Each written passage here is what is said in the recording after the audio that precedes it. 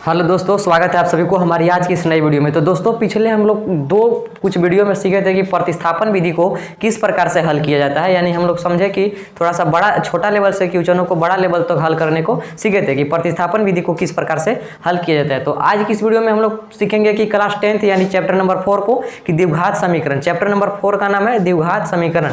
तो द्विघात समीकरण यानी एक्सरसाइज स्टार्ट करने से पहले हम लोग कुछ इसका बेसिक कॉन्सेप्ट समझ लेते हैं कि इसका बेसिक कुछ क्या चीज़ है। यानी कुछ बेसिक समझने के बाद हम एक्सरसाइज को पूरा क्लियर सॉल्व कर लेंगे। यानी इसका कुछ कॉन्सेप्ट सीख लेते हैं। कॉन्सेप्ट सीखने के बाद हमारे कुछ चैप्टर में दिक्कत नहीं होगा। तो चलिए हम लोग द्विघात समीकरणों को आज पढ़ने का प्रयास करते हैं।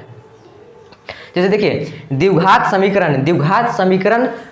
समीकरण हालांकि है क्या, पहले हम लोग समझते हैं कि द्विघात समीकरण है क्या। तो देखिए, द्विघात समीकरण कहने का मतलब नाम से ही पता चल रहा है कि द्विघात यानी घातों की संख्या द्वि हो, यानी घातों की संख्या दो हो, उसको ही हम लोग द्विघात समीकरण कहते हैं। वैसा समीकरण, इसको हम परिभाषित किए हैं कि वैसा समीकरण जिसमें चर की घातों का अधिकतम मान 2 हो, द्विघात समीकरण कहलाता है। कहने का मतलब कि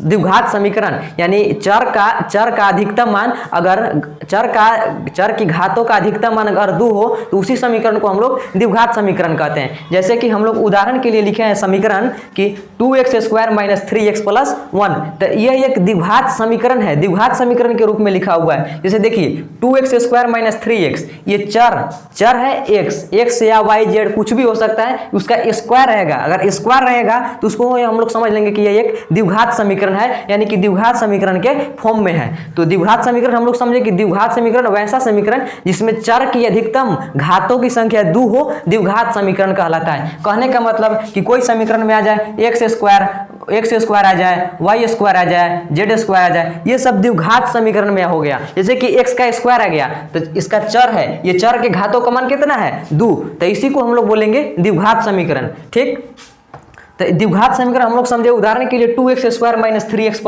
1 = 0। तो देखिए, इसका द्विघात समीकरण का एक मानक रूप भी होता है, एक लिखने का तरीका होता है। ऐसे नहीं कि जने मन किए उन्हें घुसेड़ दिए द्विघात समीकरण हो गया। द्विघात समीकरण का कुछ तरीका होता है। द्विघात समीकरण को हम लोग कुछ तरीका से समझेंगे कि द्विघात समीकरणों को किस फॉर्म में लिखा जाता है। तो देखिए, ax² + bx + c = 0 द्विघात समीकरण का मानक रूप कहलाता है। तो समझिए, ax² + bx + c ये होता है द्विघात समीकरण का मानक रूप होता है, यानी कि इसी के फॉर्म में ये वाला उदाहरण लिखा गया है। जैसे देखिए, a है, x² वाला आगे a का मान होता है। जैसे कि यहाँ x² है, x² के आगे का मान है a के, अब x के आगे b के, और अचर या वास्तविक संख्या हो गया, ये हो गया c का मान। समझ गए? तो इसी के फॉर्म में ये वाला लिखा हुआ है। देखिए, इसी के फॉर्म में है कि नहीं, a के मान कुछ भी हो सकता है। a b c एक वास्तविक संख्या है, एक रियल नंबर है। a के मान, b के मान, c के मान कुछ भी हो सकता है,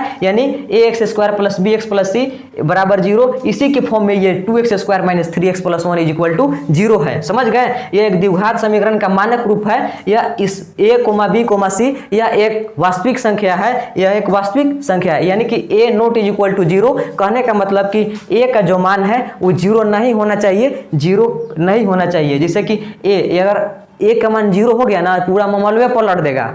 कुछ द्विघात समीकरण क्या कर रहा है कि a का मान जो है ना वो 0 नहीं होना चाहिए, a ≠ 0। अगर a का मान 0 हो गया ना, द्विघात समीकरण फिर बनबे नहीं करेगा, मामले पलट देगा, गड़बड़ा जाएगा। फिर बात है कि नहीं? तो a का मान 0 नहीं होना चाहिए, ये बता रहा है कि a का मान जो है वो 0 नहीं होना चाहिए।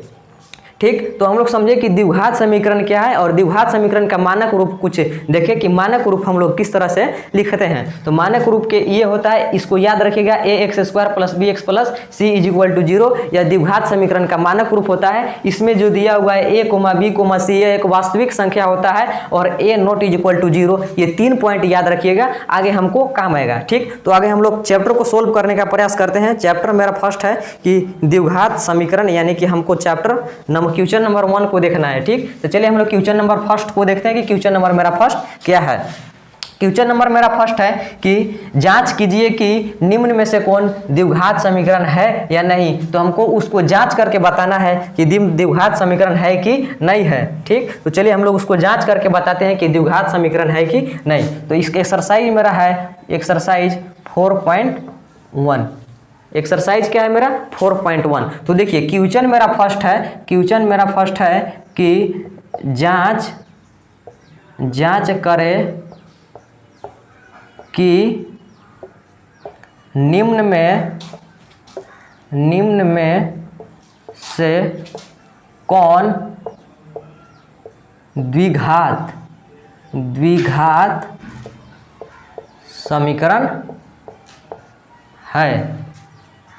तो देखिए हमको जांच करके बताना है कि निम्न में से कौन एक द्विघात समीकरण है कि नहीं है। ठीक, तो इसको बताने के लिए देखिए क्वेश्चन मेरा फर्स्ट है x प्लस 1 का whole square is equal to 2 into x minus 3।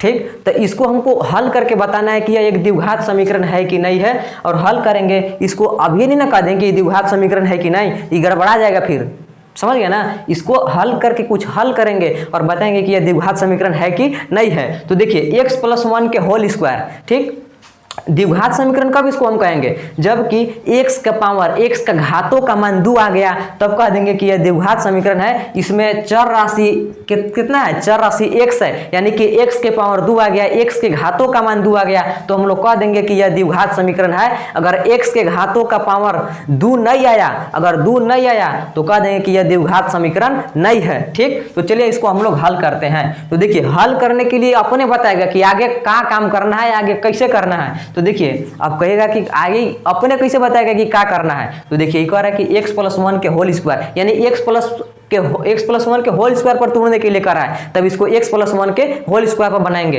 इसको मान लेंगे a और इसको मान लेंगे b, तो a प्लस b के होल स्क्वायर हो जाएगा कि नहीं हो जाएगा, a प्लस b के होल स्क्वायर। ठीक, तो देखिए इसको मान लिए x को मान लिए a और 1 को मान लिए b, तो क्या हो गया x प्लस 1 के होल स्क्वायर, यानी a प्लस b के होल स्क्वायर। यानी फॉर्मूला क्या होता है, a square plus 2ab plus b square, ये फार्मूला होता है। तो इसी के माध्यम से हम लोग हल कर सकते हैं। हम कहेंगे कि फार्मूला पर हम बनेबे नहीं करेंगे, तो कोनो बात नहीं, मत बनाइए। ठीक, एकरा पर मान लीजिए हम नहीं बनाते हैं, इस पर भी बना करके a प्लस बी के बनाएंगे तो उतना ही आएगा, और अलग माध्यम से भी बनाएंगे तो उतना ही आएगा। जैसे देखिए हमको माने कि हम फार्मूला पर बनेबे नहीं करेंगे, ठीक, तो मत बनाइए फार्मूला पर। x प्लस 1 के होल स्क्वायर कर रहा है, तो x प्लस 1 के पावर कितना है, 2 है, तो इसको हम 2 बार लिख सकते हैं, गुना में 2 बार तो लिख सकते हैं। काहे लिख सकते हैं, काहे कि देखिए x प्लस 1 के पावर 2 है, तो इसको हम 2 बार लिख सकते हैं। ठीक, तो चलिए इसको हम लिख देते हैं।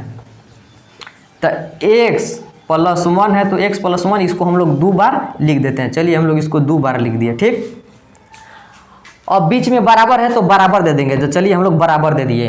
अब 2 जस के तस है तो लिख दीजिए जस के तस 2x माइनस 3। ठीक, अब देखिए अब इस सिचुएशन ऐसा आ गया 2 गो डिब्बा में, तो इसको क्या करेंगे, इसको उठाएंगे और दोनों में गुना करेंगे। क्या करेंगे, इसको उठाएंगे और इस दोनों में गुना करेंगे। अगर इसका गुना कंप्लीट हो गया, फिर इसको उठाएंगे, फिर ये दोनों में गुना करेंगे। ठीक, और इसे सॉल्यूशन करते चल आएंगे। अगर x का मान 2 आ गया, घातों का मान 2 आ गया तो द्विघात समीकरण, अगर नहीं आया तो नॉट द्विघात समीकरण, यानी द्विघात समीकरण नहीं है। ठीक, तो चलिए इसको उठाएंगे, अब ये दोनों में गुना करेंगे, x को उठाएंगे दोनों में गुना करेंगे, तो x से गुना करेंगे x में, तो x का स्क्वायर आ जाएगा, x गुने x, तो क्या आ जाएगा मेरे पास x स्क्वायर। अब x से गुना करेंगे 1 में, x से गुना तो x में कर लिए, अब x से गुना करेंगे 1 में, तो प्लस में x आ जाएगा, तो लिख दिए प्लस में x। अब इसको से तो दोनों में मल्टीप्लाई कर लिए, यानी गुना कर लिए। अब 1 को उठाएंगे, अब दोनों में गुना करेंगे, तो 1 से गुना करेंगे x में, तो प्लस में x आ जाएगा। 1 से गुना करेंगे x में, चाहे x से गुना करेंगे 1 में, x से ही आएगा। ठीक, अब देखिए इसको से गुना कर लिए इसको में, अब 1 को उठाएंगे, अब 1 में गुना करेंगे, तो 1 से गुना करेंगे 1 में, तो 1 से गुना करेंगे तो 1 आएगा, तो 1 आएगा। अब बीच में बराबर है तो इज इक्वल टू, तो लिख दीजिए। अब 2 से मल्टीप्लाई कर दीजिए x में, तो क्या आ जाएगा मेरे पास, आ जाएगा 2x। अब 2 से मल्टीप्लाई करिए 3 में, तो प्लस माइनस माइनस। ठीक, तो माइनस हो गया। अब 2 से मल्टीप्लाई कीजिए 3 में, तो 2 3 जा 6, यहाँ 6 हो गया। अब आगे देखिए x स्क्वायर है तो x स्क्वायर और प्लस है, प्लस लिख दिए। ठीक, अब क्या कर रहा है कि x और x, कै गो x हो गया, 2x, लिख दिए 2x, प्लस में 1 है तो 1, अब बीच में बराबर है तो बराबर दे दिए। अब 2x माइनस 6 है तो 2x माइनस 6। अब देखिए मेरे पास इतना आ गया। अब क्या करेंगे कि हम आपको कुछ बताए थे द्विघात समीकरण का मानक रूप बताए थे। मानक रूप याद रखिएगा, A X square plus B X plus C. तो मानक रूप इसका क्या होता है, अलग लिख देते हैं। मानक रूप इसका होता है A X square plus B X plus C is equal to 0। इसको ध्यान में रखिएगा, ये मानक रूप है, इसको आप ध्यान में रखना है। ये मानक रूप है द्विघात समीकरण का। ठीक, तो अब देखिए हम क्या बोले थे कि जो द्विघात समीकरण लिखेंगे वो इसके फॉर्म में लिखेंगे। इसके फॉर्म में कहने का मतलब एक्स स्क्वायर वाला को आगे लिखेंगे सबसे पहले, उसके बाद एक्स वाला को लिखेंगे, उसके बाद वास्तविक संख्या वाला को, रियल नंबर वाला को लिखेंगे। तो देखिए एक्स स्क्वायर को लिखिए पहले, चलिए लिख दिए एक्स स्क्वायर होता है एक्स स्क्वायर, और प्लस है तो प्लस लिख दिए। ये 2x है तो 2x लिखिए। अब एक वाव एक 16 तो एन है, तो मामला गड़बड़ा ना गया। ठीक, तो एन है तो एक ओने ले जाएंगे। काहे ले जाएंगे ओने, एक साथी ओने है तो इसको भी ले जाएंगे ओने। काहे कि इकर है कि पहले एक 16 लिखो, तो एक 16 को ओने ले जाएंगे। ठीक ना, कि एक 16 एकर बगल में रहेगा, ज़्यादा सुरक्षित रहेगा। समझ गए कि नहीं समझे। देखिए अगर हमको बताइए ई प्लस में RHS में है, ई RHS में प्लस में है और बराबर के ओने बिक दिए ले, तो क्या में हो जाएगा, LHS में जाने के बाद ये माइनस में हो जाएगा। तो लिख देंगे माइनस में 2x। ठीक, नहीं बुझा रहा उसे तो समझिए, अगर कोई संख्या LHS में प्लस में है तो उसको डायरेक्शन चेंज करेंगे तो वह चिन्ह में परिवर्तन हो जाएगा, चिन्ह का उल्टा हो जाएगा। जिससे प्लस में है RHS में तो LHS में ले जाएं तो माइनस में हो गया, अगर माइनस में है RHS में LHS में ले जाएंगे तो प्लस में हो जाएगा। समझ गए बात की नहीं। तो उसी प्रकार से लिखेंगे, माइनस प्लस में था तो माइनस में चला गया। ठीक, 1 यहाँ देखिएगा, ये 1 छूट रहा है, बड़ी बदमाश है, ये 1 छूट रहा है, ये 1 को लिख देंगे। ठीक ना, ये छूट रहा था इसको हम लिख दिए। ठीक, और का है ये 2x को तो एन ला लिए, ये प्लस में है तो प्लस में लिख देंगे। फिर वास्तविक संख्या हमको लिखना है, फिर 1 लिख दिए। ठीक, अब क्या करना है हमको कि ई तो बेचारा बच गया अकेले माइनस में 6, RHS में अकेले बच गया, तो इसको क्या करेंगे, इसको भी ले चलेंगे ओने। चल तू हूँ अकेले क्या करेगा, अकेले कुछ नहीं कर पाएगा, इसको ले जाएंगे ओने, इसको भी ले चलेंगे ओने। ये माइनस में है, हमको बराबर के निकालना है। यहाँ देखिए, यहाँ ये वाला बराबर के लाना है 0। ठीक, 0 लाना है तो अब क्या करेंगे, ये माइनस को उठाएंगे और बिक देंगे उन्हें LHS में, तो LHS में ले जाएंगे। ये माइनस में LHS में ले जाने के बाद प्लस में हो जाएगा, तो प्लस में क्या हो जाएगा 6। अब देखिए, अब हम वो लोग क्या करेंगे, नीचे दिख रहा है, चलिए देख रहे हैं, अब लिख देंगे एक्स स्क्वायर है तो एक्स स्क्वायर। ठीक, यहाँ देखिएगा, अगर नहीं दिख रहा होगा तो ऊपर लिख दे रहे हैं हम। देखिए अगर एक्स स्क्वायर है तो लिख देंगे एक्स स्क्वायर। ठीक, एक्स स्क्वायर ना, देखिए यहाँ एक्स स्क्वायर है तो एक्स स्क्वायर लिख देंगे। ई प्लस में ई माइनस में धाए धाए कट जाएगा, ई प्लस में ई माइनस में 2 रुपया कैसे कर्जा ले लिया भर दिए, बात बराबर हो गया 0, कुछ नहीं। ये काट दिए प्लस में, माइनस में काट दिए, अब एक्स स्क्वायर, अब एक काम तो खत्म हो गया। ठीक ना, अब फिर प्लस में 6 कितना हो जाएगा, प्लस में 7। अब देखिए हम आपको बताए थे कि हमको द्विघात समीकरण है कि नहीं, चेक करके बस इतना हमको बता देना है कि द्विघात समीकरण है कि नहीं है। तो हम बोले थे कि अगर मेरे पास x दिया हुआ है, x से हमको ज्ञात करना है, हल करके बताना था कि x का मान कितना आता है, x का घातों का मान कितना आता है। तो देखिए हम लोग अगर बताना था कि द्विघात समीकरण है कि नहीं है, तो हम लोग इसको हल किए, अगर x के घातों का मान 2 आ गया तो हम लोग कह देंगे द्विघात समीकरण है। अगर 2 नहीं आता तो कह देते कि द्विघात समीकरण नहीं है। तो देखिए यहाँ आ गया ना, x के स्क्वायर आ गया, यानी x के घातों का मान कितना आ गया, 2 आ गया, तो कह देंगे कि अतः यह द्विघात समीकरण है। देखिए अब हम लोग क्या करेंगे कि इन्हें कुछ नहीं बचल था, तो इन्हें क्या बचल था, 0 बच गया था ना। अब देखिए इसको जस के तस एक बार फिर आपको रिपीट करके समझा देते हैं। अब नीचे लिख देते हैं कि अतः यह एक द्विघात समीकरण है।